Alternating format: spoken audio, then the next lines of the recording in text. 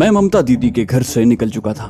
थोड़ा आगे बढ़ते ही गली दाएं मुड़ गई थी। सामने से एक जवान आ रहा था जिसके कान से मोबाइल फोन लगा हुआ था। मुझ पर अजनबियत भरी निगाह डालकर वो आगे बढ़ता गया। मेरे एहसासात उस वक्त अजीब हो रहे थे।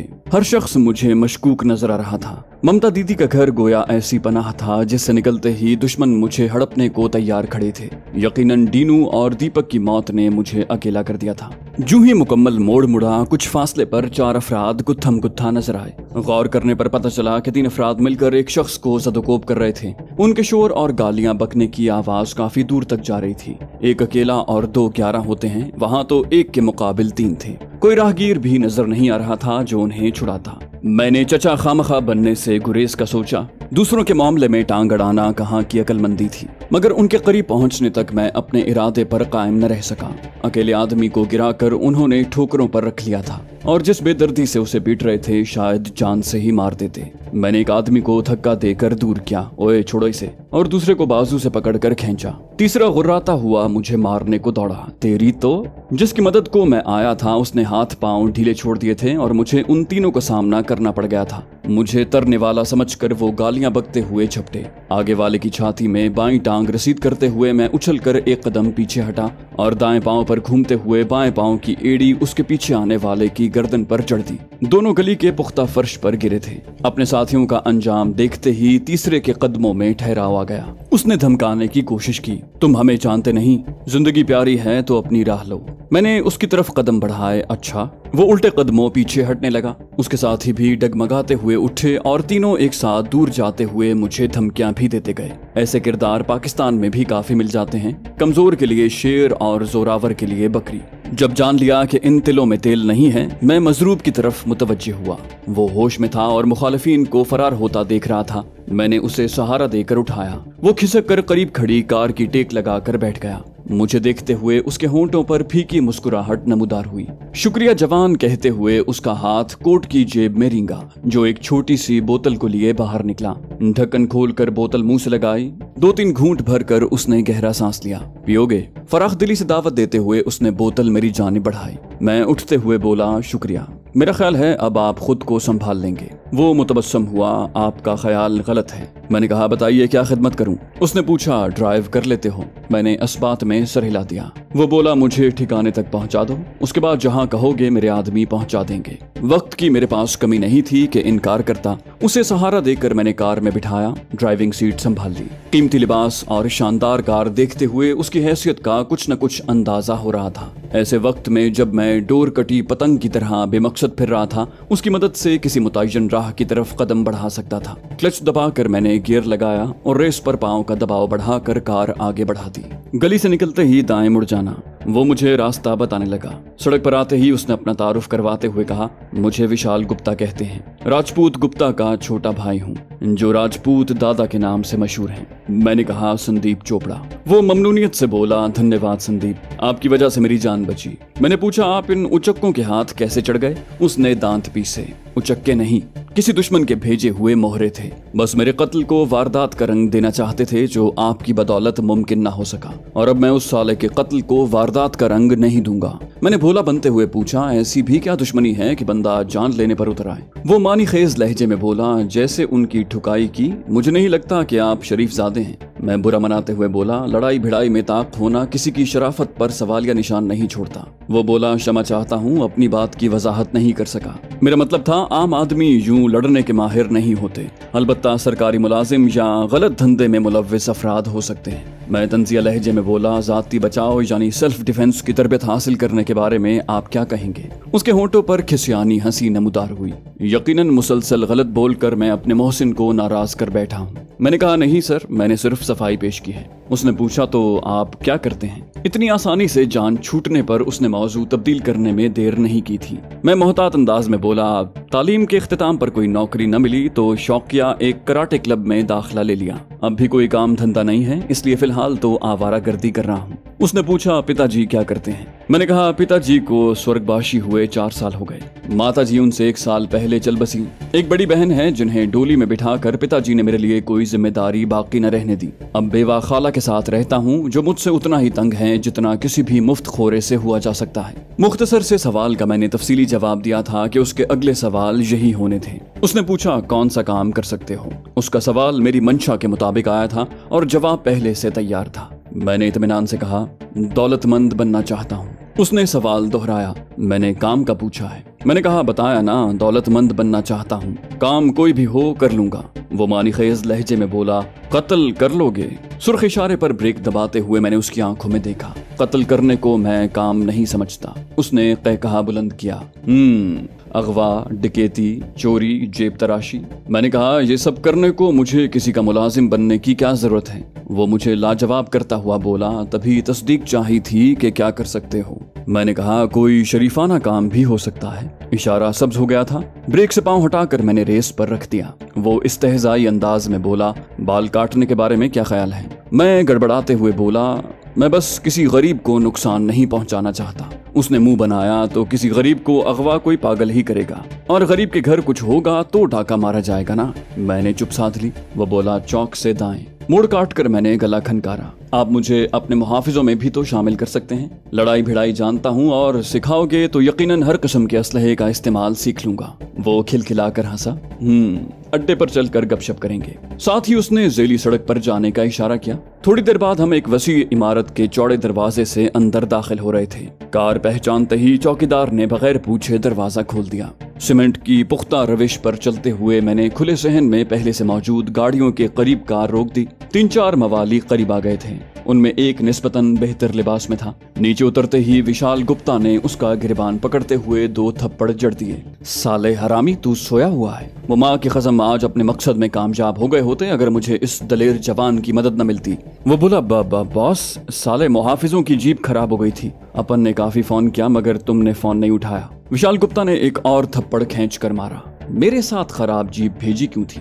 वो हकलाया क्षमा कर दो बॉस, अपन आइंदा ख्याल रखेगा। विशाल गुप्ता बोला मुझ पर हमला करने वालों में बिल्ली आंखों वाला कंजर उस्ताद संघा साथ था। उसी से बाकी 2 का पता चलेगा। सुबह होने से पहले वो तीनों मुझे हर हालत में चाहिए। वो जल्दी से बोला अपन अभी उनकी तलाश में बंदे भेजता है। विशाल बोला इस लड़के की अच्छी खातिर तवाज़ो करो, बेहतरीन रिहाइश मुहैया करो। अगर शिकायत का मौका मिला तो खाल में भुस भर दूंगा और मेरे कमरे में डॉक्टर को भेज दो। उसे हिदायत देकर विशाल गुप्ता मेरी तरफ मुतवज्जे हुआ। संदीप फिलहाल आराम करो, बाद में तफसीली बातचीत होगी। मैंने असबात में सर हिला दिया जी सर।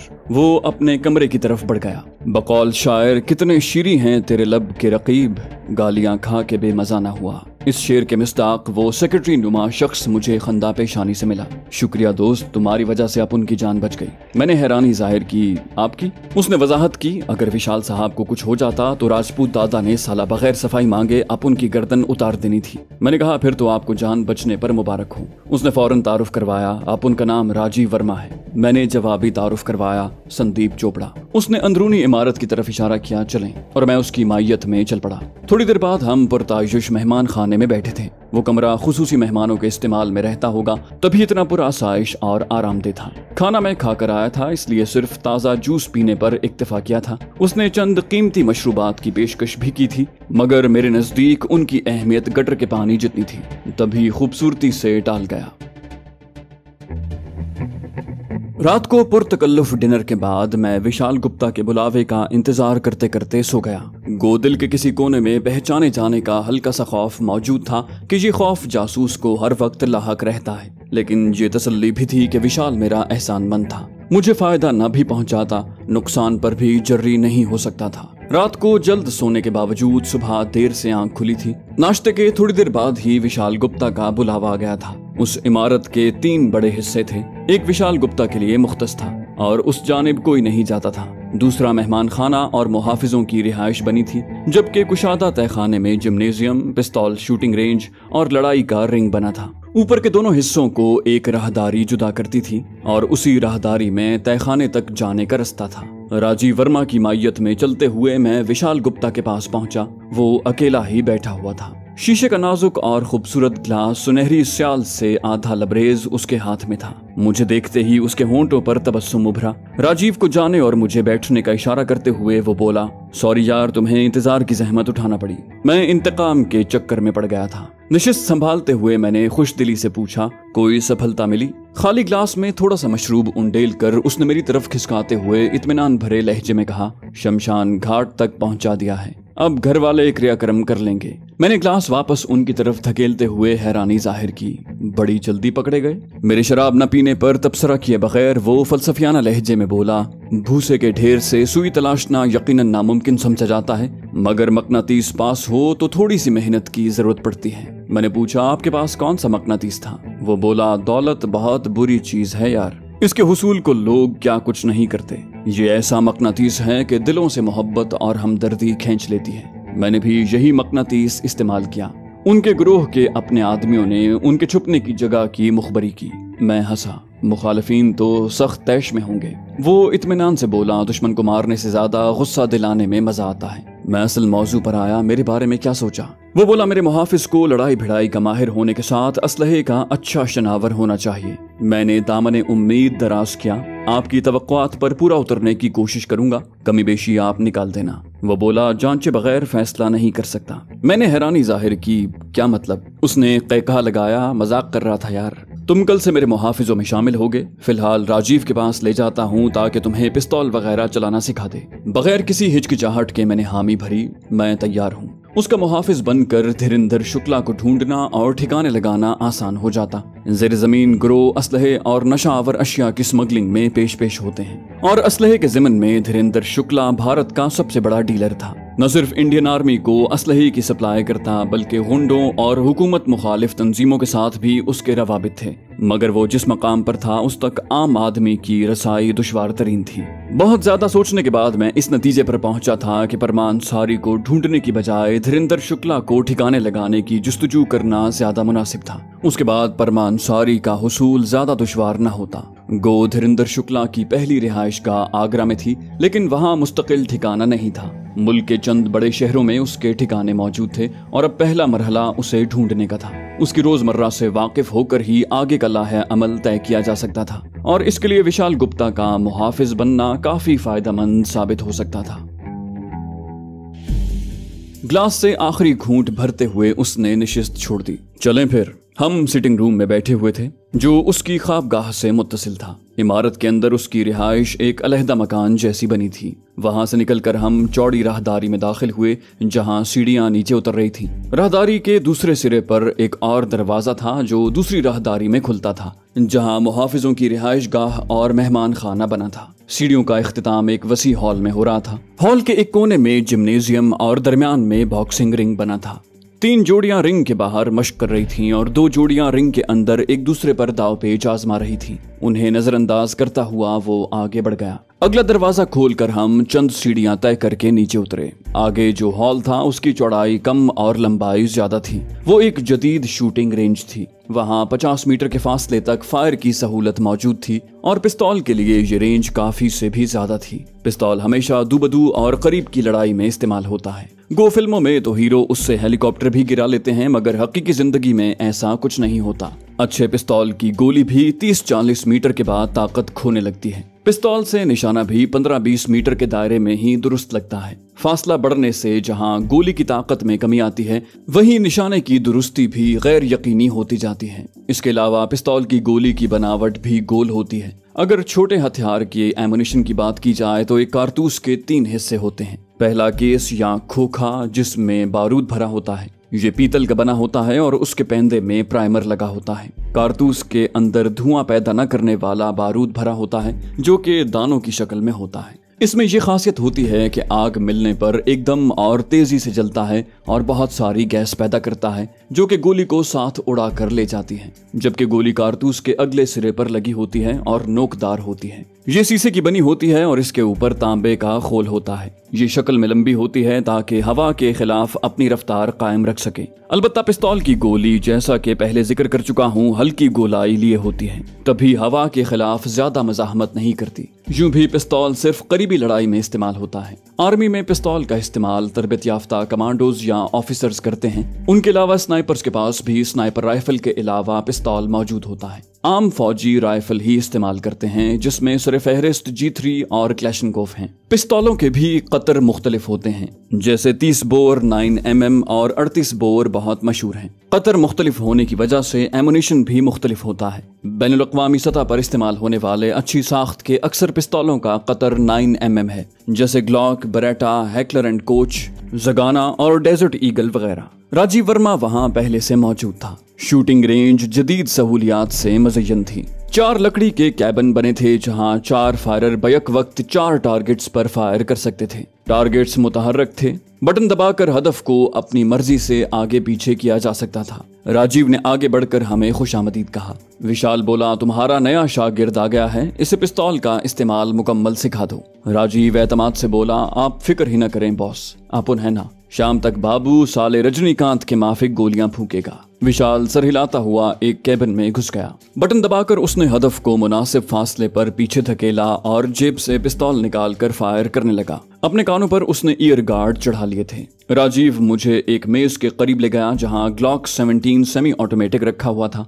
मैं कई किस्म के पिस्तौल इस्तेमाल कर चुका हूं, मगर ग्लॉक हमेशा से मेरा पसंदीदा रहा है। ग्लॉक देखकर मुझे खुशी हुई थी। राजीव ने पूछा, कभी पिस्तौल चलाया है? मैंने इस बात में सर हिलाया, चंद मर्तबा चलाया है। वो बोला, शाबाश, फिर तो मसला ही कोई नहीं। अब पिस्तौल चलाने से पहले चंद खुसूसी बातें मगज में बिठा लो, क्योंकि साला खाली ट्रिगर दबाना पिस्तौल चलाना नहीं होता। एक फायरर साले को पिस्तौल के बारे में जरूरी बातों का भी पता होना चाहिए। ये साला बहुत उम्दा और खास किस्म का पिस्तौल है। पहले तुमका मैगजीन में गोलियां भरने के बारे में सिखाऊंगा। राजीव मुझे बुनियादी बातें बताने लगा। मैं पूरी दिलचस्पी से सीखने लगा। एकदम तरबियत के इब्तिदाई दिन जहन में घूम गए। हमारी तरबियत की शुरुआत राइफल से होती थी। पिस्तौल के बारे में हमने बहुत बाद में सीखा था। पिस्तौल और राइफल के फायर में बहुत ज्यादा फर्क है। अगर मैं तफसील में जाऊं तो शायद ये नॉवल की बजाय सिखलाई की किताब बन जाए, इसलिए कहानी की तरफ पलटते हैं। मैगजीन में गोलियां भरने के बाद राजीव मैगजीन चढ़ाने, उतारने, पिस्तौल कॉक करने, सेफ्टी लगाने, निशाना साधने के बारे में समझाने लगा। इस दौरान विशाल गुप्ता वहां से जा चुका था। घंटा डेढ़ सिखलाई के बाद राजीव अमली मुजाहिरे को मुझे एक कैबिन में ले गया। पहले उसने खुद फायर किया और 10 मीटर के फासले पर बमुश्किल 5 गोलियां मार सका था। हदफ पर उसकी बिखरी हुई गोलियां देखकर मुझे अंदाजा हो गया था कि वो कितने पानी में है। फायर की जो तकनीकें मुझे अपने उस्ताद तसव्वुर साहब, फैयाज साहब वगैरह ने सिखाई थी, वो राजीव बेचारे ने कभी ख्वाब में भी नहीं देखी होंगी। जासूस बनकर एक अनाड़ी की शागिर्दी इख्तियार करना पड़ गई थी। यकीनन सरदार मुझे इस हालत में देख लेता तो उसकी हंसी न रुकती। कहाँ SS और कहाँ राजीव वर्मा। और फिर 10 मीटर के फासले पर ग्लॉक 17 से हदफ पर गोली न मारने की खबर अगर तसव्वुर साहब तक पहुंच जाती तो उन्होंने मुझे कच्चा ही चबा जाना था। बहरहाल मैं सिखलाई में पूरी दिलचस्पी और शौक जाहिर करता रहा। 3-4 बारियों के बाद मेरा निशाना बेहतर होना शुरू हो गया और 7वीं-8वीं बारी पर राजीव मेरी पीठ थपथपाता रहा। आखिरकार उसके होंठों से निकला, तुम का फायर तो उस्ताद से भी अच्छा हो गया है रे। मैं उसे तसल्ली देता हुआ बोला, उस्ताद तो उस्ताद होता है राजीव साहब। वो बोला, अजीब बात है, साला तुमने 5 की 5 गोलियां दायरे के अंदर ठोक दी। ऐसा तो शायद विशाल साहब भी न कर सकें, हालांकि उनका फायर बहुत अच्छा है। मैं बेपरवाही से बोला, इत्तेफाकन लग गई होंगी यार। उसने हदफ का फासला बढ़ाकर 35 मीटर कर दिया। मुझे शरारत सूझी और मैंने सारी गोलियां हदफ के सर में 1.5 इंच के ग्रुप में मार दी। कैबिन में स्क्रीन लगी थी जिस पर हदफ का करीबी नजारा नजर आ रहा था। वो फटी फटी आंखों से स्क्रीन को घूरते हुए बड़बड़ाया, संदीप साला तुमने कमाल कर दिया रे। ये मुजाहिरा अगर विशाल साहब के सामने कर दे तो अपन का इनाम तो कहीं नहीं गया। मैंने कहा, पहले निशाना पका तो लूं। 10 गोलियां भरकर मैंने मैगजीन चढ़ाई और पहले की तरह तमाम हदफ के सर में ठोक दी। राजीव ने बाकायदा तालियां बजाकर मुझे दाद दी। माँ कसम, जिंदगी में पहली बार साला तुम्हारे माफिक अच्छा शागिर्द मिला है। मैंने मक्खन लगाया, इसमें सारा कमाल आपकी सिखलाई को जाता है उस्ताद। वो छाती चौड़ी करते हुए बोला, चलो बॉस के पास, साला उन्हें भी पता चले कि आप उनमें गुण है। मैंने कहा, पिस्तौल की सफाई नहीं करनी। उसे पिस्तौल पतलून में उड़सते देखकर बेसाख्ता मेरे होंठों से निकला था। वो मुंह बनाते हुए बोला, ये साला कौन सा कीचड़ में गिरा के सफाई की जरूरत पड़ गई। ये कहकर वो आगे बढ़ गया और मैं दिल ही दिल में उन गालियों का सोचने लगा जो पिस्तौल की जबान होने की सूरत राजीव को पड़नी थी। ऐसा बंदा तसव्वुर साहब के सामने चढ़ जाता तो उसका जिंदा बचना नामुमकिनात में से था, और बिलफर्ज जिंदा बच भी जाता पांव पर चलने के काबिल न रहता। फायर के बाद हथियार की सफाई न करने को वो ऐसा ही समझते थे जैसे बंदा हाजत के बाद इस्तंजा न करे, और हकीकत यही है कि फायर के बाद अगर हथियार को अच्छे तरीके से साफ न किया जाए तो हथियार जल्द ही नाकारा हो जाता है, क्योंकि किसी भी हथियार की कारकर्दगी का इन्हिसार उसकी बैरल और चाल वाले पुर्जे होते हैं। फायर के बाद बैरल में बारूद और शीशे के जर्रात चिमट जाते हैं। अगर उन्हें सही तरीके से साफ न किया जाए तो जल्द ही बैरल को जंगालूद कर देते हैं, जिससे बैरल में गड्ढे पड़ जाते हैं। यूं सबसे पहले तो हथियार की दुरुस्त निशानेबाजी में फर्क पड़ता है और आहिस्ता आहिस्ता हथियार फायर के काबिल ही नहीं रहता। वो पिस्तौल मेरी मिल्कियत नहीं था, मगर हथियारों से कुदरती लगाव की वजह से मुझ पर राजीव के फेल का बुरा असर पड़ा था। बहरहाल मैं बहसो तकरार की हालत में नहीं था। विशाल गुप्ता के कमरे की तरफ जाते हुए अचानक उसकी नजर अपने आदमी पर पड़ी। अबे साले गणपत, तू काहे बकरी की माफिक निकम्मा फिर रहा है? गणपत जल्दी से बोला, उस्ताद सफाई करवा रहा हूँ। वो पिस्तौल उसकी जानी फेंकते हुए बोला, काफी फायर किया है, इस साले को भी झाड़ फूंक ले। उसने मेरे ख्यालात पढ़ लिए थे, या शायद पहले जल्दी की वजह से पिस्तौल की सफाई को गैर जरूरी जाना था। ये भी मुमकिन था पिस्तौल को साफ करना उसे अपनी शान के खिलाफ लग रहा हो। बहरहाल कुछ भी था, कम से कम मेरे दिल पर पड़ा बोझ कुछ कम हुआ था। गणपत ने पिस्तौल को हवा में पकड़ते हुए मौद्दबाना लहजे में जी उस्ताद कहा। राजीव ने पूछा, बॉस कमरे में है? गणपत बोला, कहीं बाहर गया है। राजीव मुझे मुखातिब हुआ, तुम आराम करो, उस्ताद की वापसी पर बात होगी। और मैं सर हिलाते हुए अपने कमरे की तरफ बढ़ गया, लेकिन आराम न आया और इमारत का जायजा लेने निकल गया। एक जासूस के लिए जरूरी होता है कि अपने फरार का रास्ता निगाह में रखे। विशाल गुप्ता का मेहमान होने की वजह से किसी ने तारुज नहीं किया था। पूरी इमारत में घूमकर मैंने बारीक बीनी से जायजा लिया। इमारत की अकबी दीवार में 4 क्वार्टर बने थे जिनमें मुलाजिमों की रिहाइश थी। अकबी जानिब दरवाजा भी मौजूद था जिसे ताला लगा हुआ था, और वहाँ कोई चौकीदार वगैरह मौजूद नहीं था। इमारत के चारों जानिब गलियां मौजूद थी। कोई भी दूसरा मकान इमारत से मुत्तसिल नहीं था। पूरी इमारत में घूमने के बाद मैं छत पर चढ़ गया। मेरा अंदाज ऐसा था जैसे बोरियत दूर करने को मटर गश्त कर रहा हूँ। छत मुझे खाली नजर आई थी। वहां से इमारत के चारों जानिब की निगरानी हो सकती थी, मगर विशाल गुप्ता ने पहरेदार मुकर्रर करने की जरूरत महसूस नहीं की थी। यकीनन उसे किसी से इतनी जुर्रत की तवक्को नहीं थी कि वहां हल्ला बोल सकता। घंटे डेढ़ की मुफीद चहल कदमी के बाद मैं वापस कमरे में आ गया। विशाल गुप्ता से शाम को मुलाकात हुई थी। उसने मेरी निशानेबाजी देखने में दिलचस्पी जाहिर नहीं की थी, अलबत्ता शाबाश देकर राजीव को खुश जरूर कर दिया था। राजीव को जाने का इशारा करके उसने मुझे बैठने को कहा और काम समझाने लगा। मेरे अलावा उसके 3 मुहाफिज और भी थे। तीनों की रिहाइश उसी इमारत में थी। विशाल अपने कारिंदों से ज्यादा बेतकल्लुफ नहीं होता था, लेकिन एहसानमंद होने की वजह से मुझे ज्यादा अहमियत दे रहा था। जरूरी बातें और सीनियर कारिंदों की इज्जत और एहतराम का भाषण देने के बाद वो मुझे अपने कोत में ले गया। कोत के लफ्जी मानी हथियारों की अलमारी है। आर्मी में कोत उस कमरे को कहते हैं जहां हथियार रखे जाते हैं। ड्राइंग रूम से मुल्हिक एक छोटा सा कमरा हथियारों से सजा हुआ था। वो नित नए हथियार जमा करता रहता था। राजीव से यह भी मालूम हुआ था कि विशाल गुप्ता एक शूटिंग क्लब का बाकायदा मेंबर था और हथियारों का जुनून की हद तक शैदाई था। जब जेब में पैसा हो और कानून का खौफ ना हो तो ऐसा करना मुश्किल नहीं होता। उसका कोड देखते हुए मुझे राजीव की बात पर ऐनुल यकीन हासिल हो गया था। दीवारों पर 20 अक़साम के आला क्वालिटी के पिस्तौल और राइफलें टंगी थीं। ड्रैगनॉव, गैलिल, बैरेट M107, विध्वंसक, ये 4 किस्म की स्नाइपर राइफलें और इसके अलावा चंद अक़साम की यूर्शी राइफलें, जिनमें इंडिया की इंसास, AK-47 यानी क्लैशनकोफ और G2 काबिल जिक्र हैं। इनमें विध्वंसक इंडिया की अपनी बनाई हुई स्नाइपर और एंटी मटेरियल राइफल है, जो ऑर्डिनेंस फैक्ट्री तिरुचिरापल्ली की तैयार करता है। इसकी खास बात यह है कि इसे खोले बगैर 3 किस्म की बैरल 12.7, 14.5 और 20 mm इस्तेमाल की जा सकती हैं। मगर बैरेट 107 कारकर्दगी और दुरुस्ती के लिहाज से इससे कई गुना बेहतर है। विध्वंसक वजन में भी बैरेट से काफी भारी है, यूं इसकी अहमियत और भी कम हो जाती है। मुझे विध्वंसक इस्तेमाल करने का मौका नहीं मिला था, अलबत्ता बाकी तीनों राइफलें मैं इस्तेमाल कर चुका था। विशाल गुप्ता मेरी महवियत में मुखिल हुआ। इनमें से अपनी पसंद के 2 पिस्तौल ले लो। मैं हकलाया, जी सर। उसने पूछा, तुम तो यूं आंखें फाड़ कर हथियारों को देख रहे हो जैसे पहली बार मौका मिला है।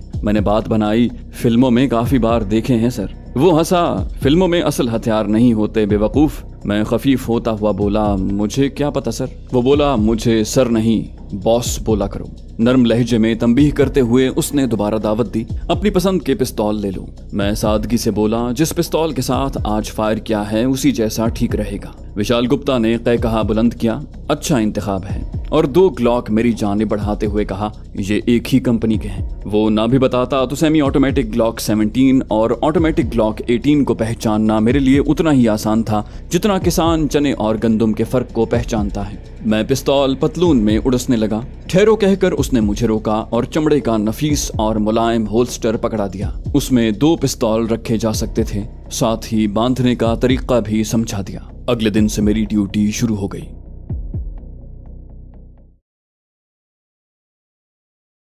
तो दोस्तों, ये थी हमारी आज की एपिसोड। उम्मीद करते हैं आपको हमारी कहानी पसंद आई होगी। जाने से पहले इस वीडियो को लाइक कीजिए और शेयर करना मत भूलिए। कमेंट करके हमें बताइए कि आपको हमारी वीडियो कैसी लगी। और अगर अभी तक आपने इस चैनल को सब्सक्राइब नहीं किया तो इसे सब्सक्राइब कीजिए और बेल आइकन दबाकर ऑल नोटिफिकेशंस ऑन कर लीजिए।